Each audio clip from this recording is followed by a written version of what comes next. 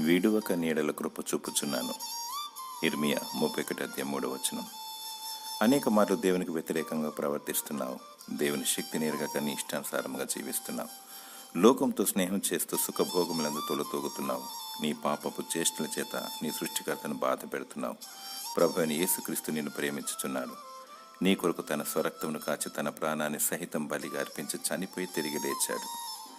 అన్నిటికంటే అందరికంటే దేవుని ఎక్కువగా ప్రేమించు. ఆయన గొప్ప దేవుడు, మహత్తరమైన శక్తి గలవాడు. ప్రభు అయిన యేసుక్రీస్తు బలవంతుడైన దేవుడు. నిన్ను నీవు ప్రభు చేతులు పెట్టుకో.